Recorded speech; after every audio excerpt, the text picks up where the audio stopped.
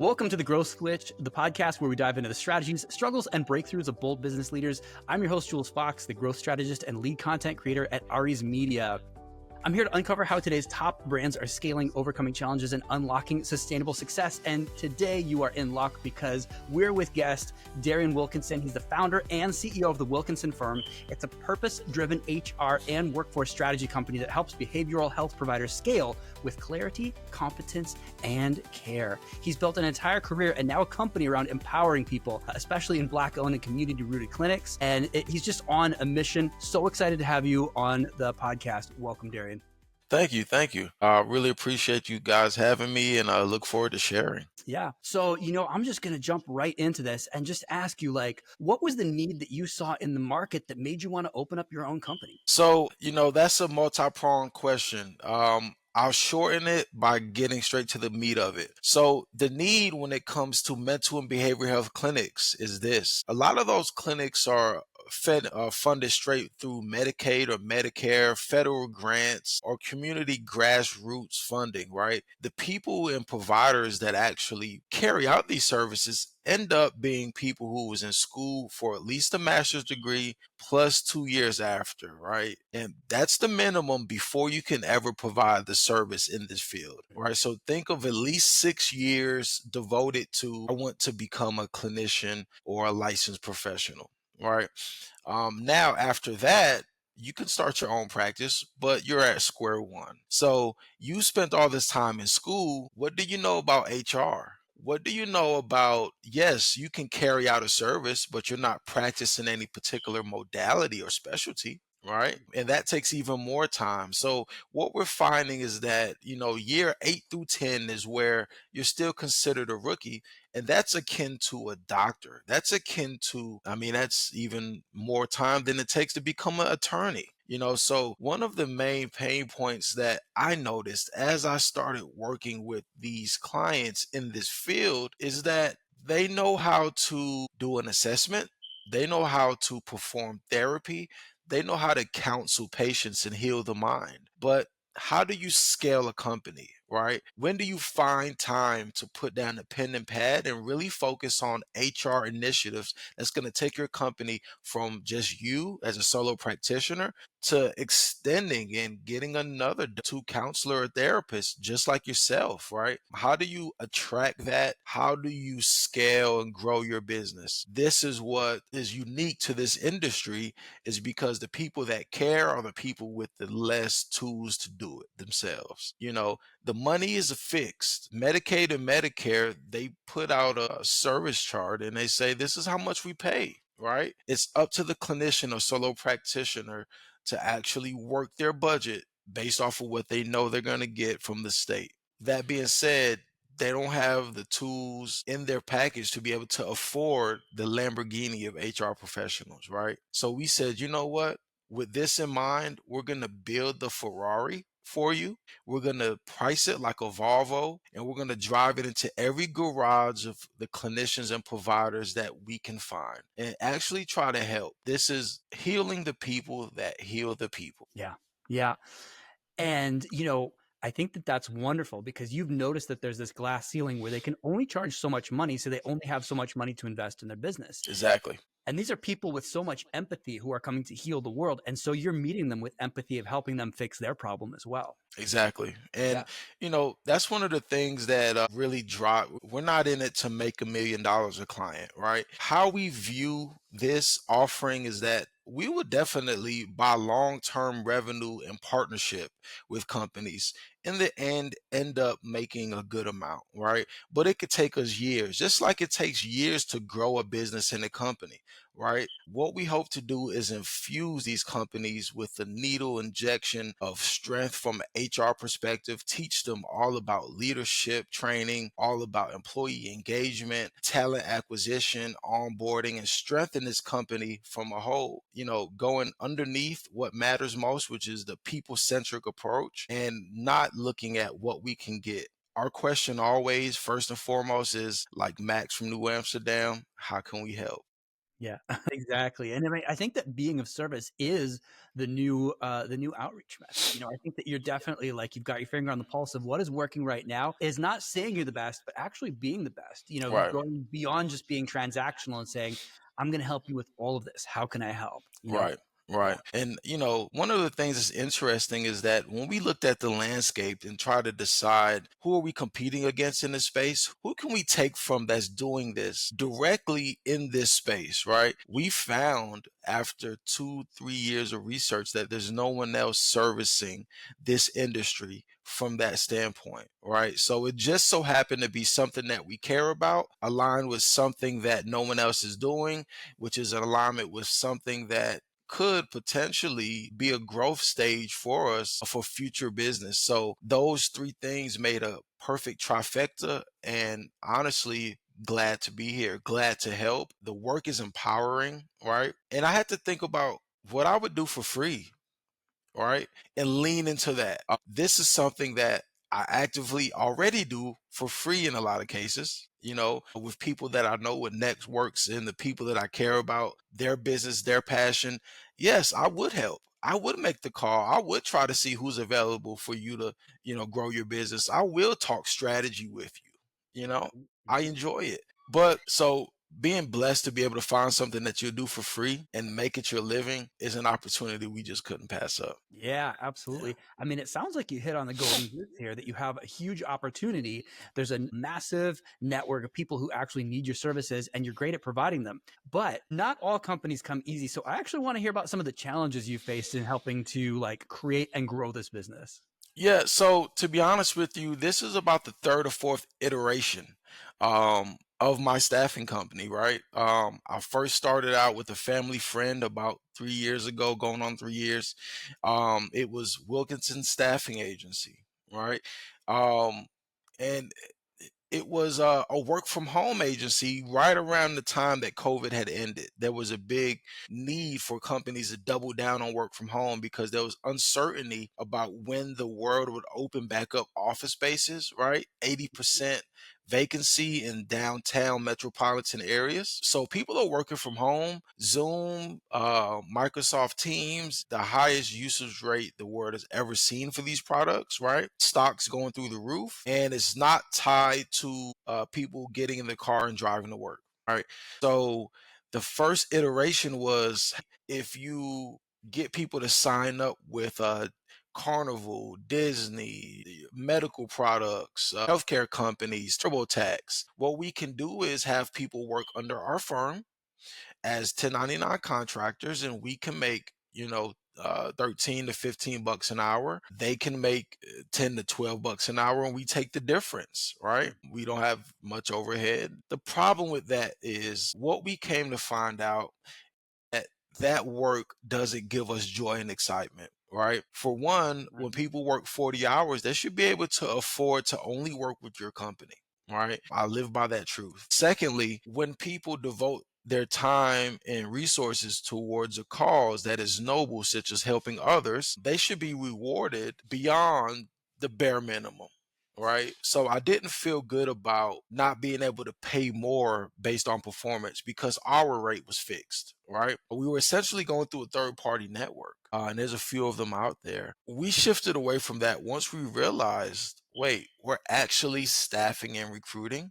Okay. Now I knew we were recruiting, but I didn't know we were operating as a third party staffing company.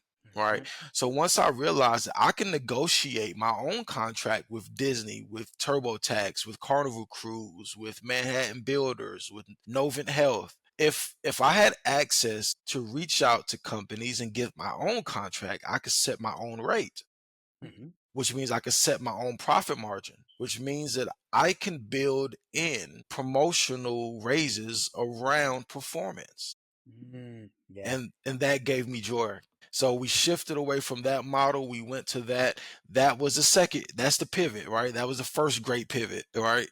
So it's like, okay, no more work from home. We're gonna try to get real companies on the ground, get our own contracts. Did that. Call everyone in my network. Hey guys, this is what we do. We've been great at it. We had 200 work from home agents at one point. They all have various backgrounds, most of them North Carolina, Atlanta, South Carolina. So I contacted everyone I could think of in these markets and I said, hey, what do I do with this candidate pool, right? 200 active workers, 1,000 candidates at my disposal. How Yeah. do I deploy them? Yeah. Contacted a family friend. They said, hey, we have some staffing needs and we might want to talk about it, right? A good friend of mine just took over a mental and behavioral health company.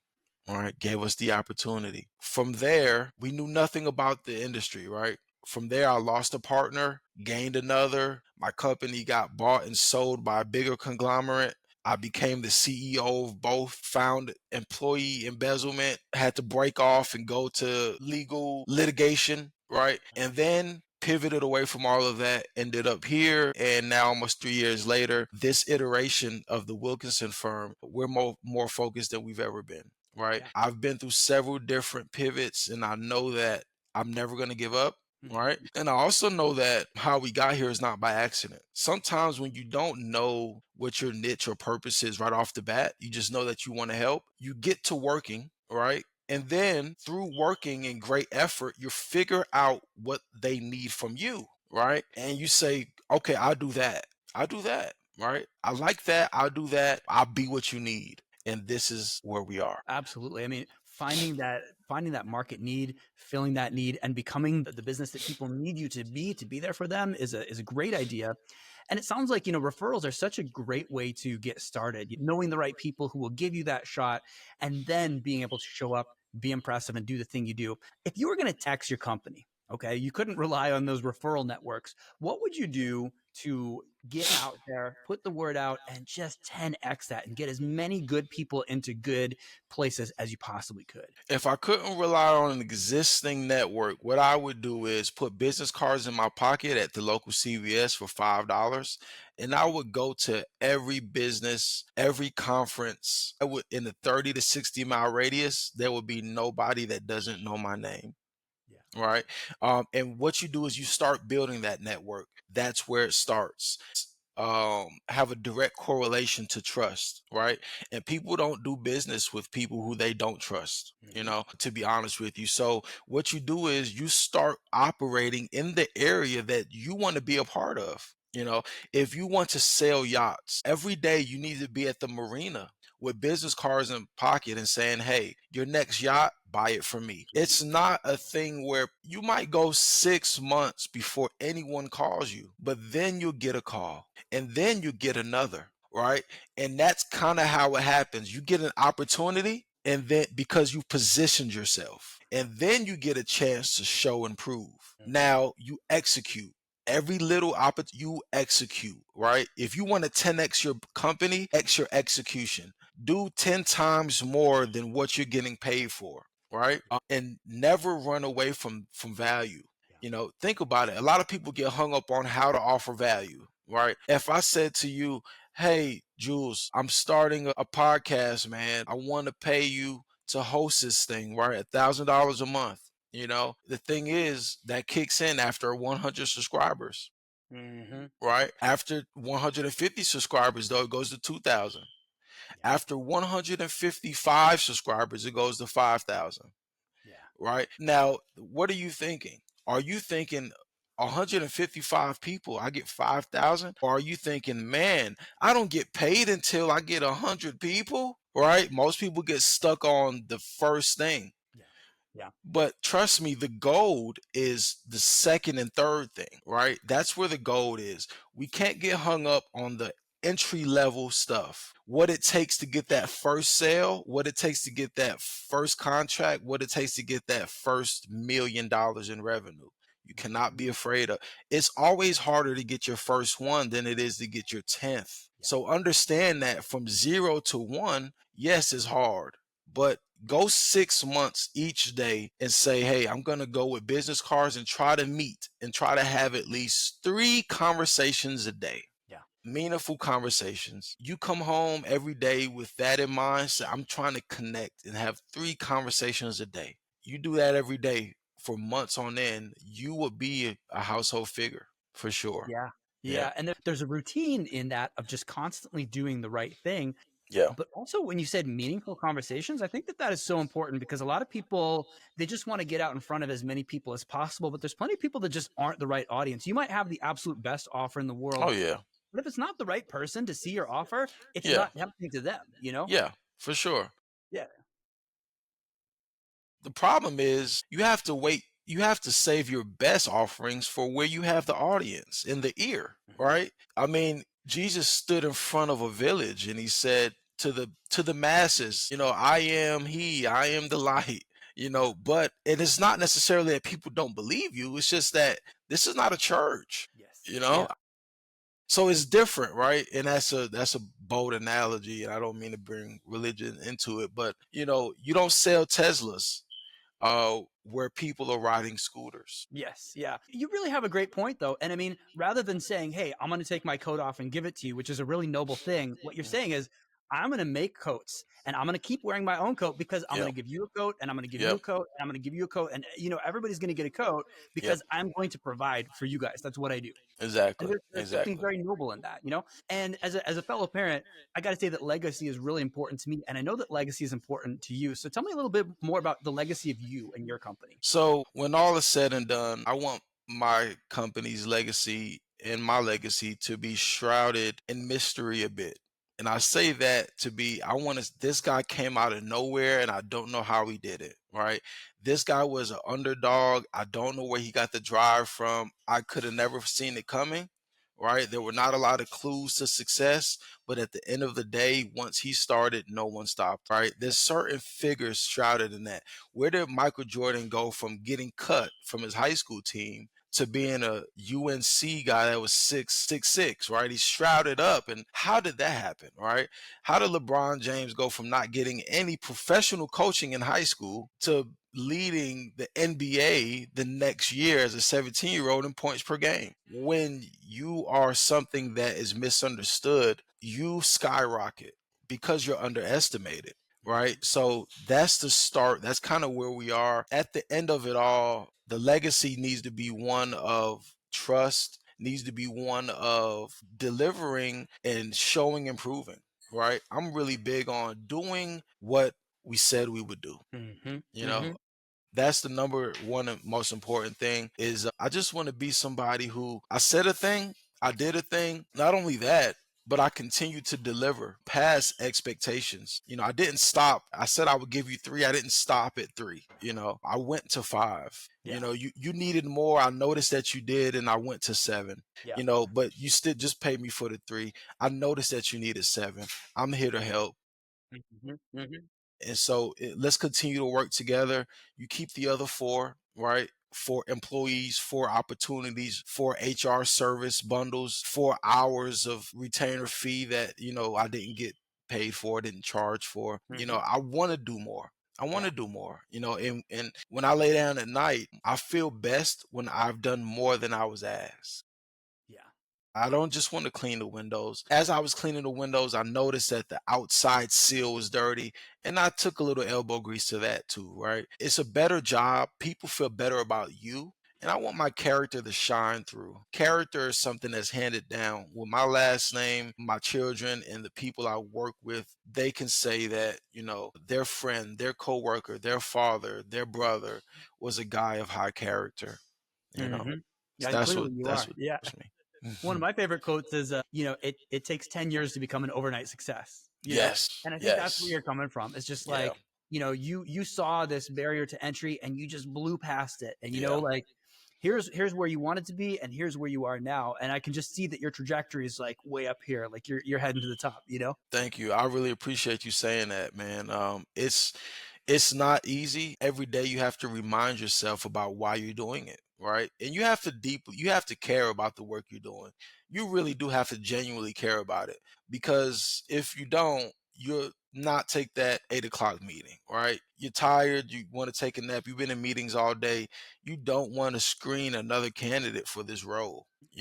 I know I told him I get it to him Friday. Tuesday, they should be fine, Yeah. right? Yeah. That's not what drives people forward to your company or attracts the type of clients that's going to sign the type of checks over that can change your life. Yeah, finds them and then keeps them as well. Because a lot of this is, I saw that, HR to you is about like human relationships, and that's so impactful, you Yes. know?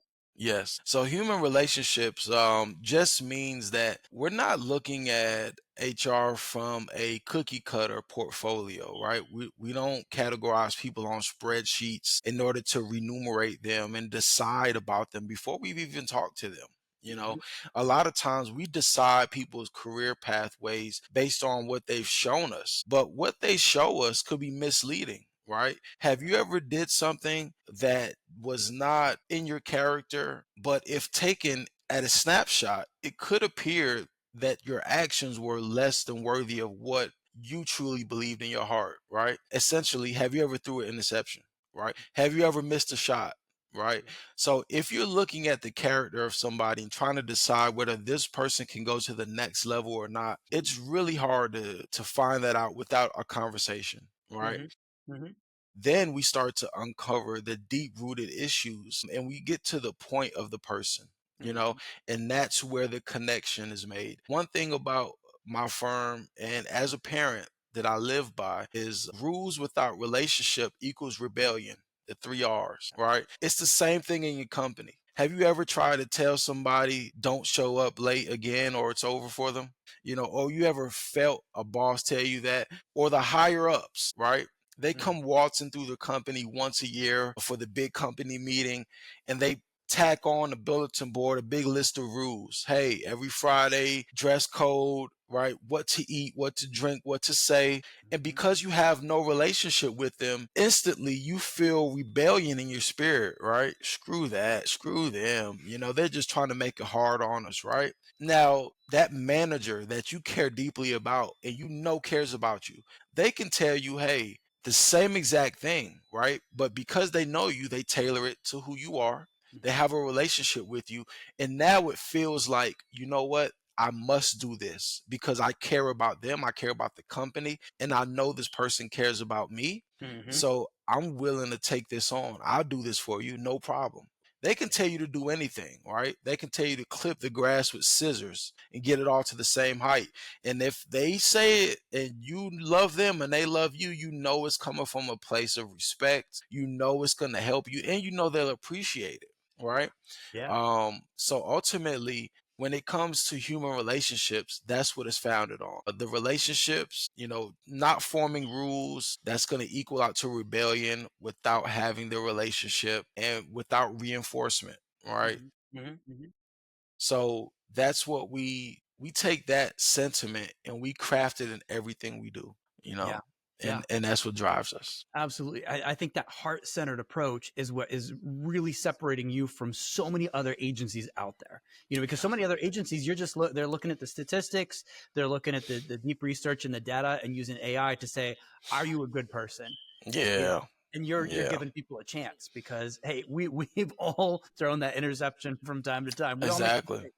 And if there's no room for mistakes, there's no room to be human. And if there's no room to be human, there's no reason for business, Mm, good right? point. In the mental and behavioral health space, it's going to be a long while before AI generated counselors and therapists are making assessments, clinical assessments about people that's going to change the way they have relationships with substance abuse or mental disorders, prescribing medicine, things like that, right? Those would be some of the last things to take place. You still need a person to make that assessment, right? And to make the assessment, you need to have a bit of a relationship, Mhm. right? You need to ask certain questions and get certain answers. So in this field, we find that the relationship centered approach, as we make assessments about your business, we need to find out more information that's not tied to a statistic, right? In the health and human services field, we know that substance abuse and opioid abuse and things like that, affects 1 in 8, Yeah. between the ages of 25 to 29. What we also realize is that, hey, when it comes down to it, if you ask each of those people what drives them, they're all going to have a different answer, right? And there's a reason why each clinician has to fill out a separate form for each person.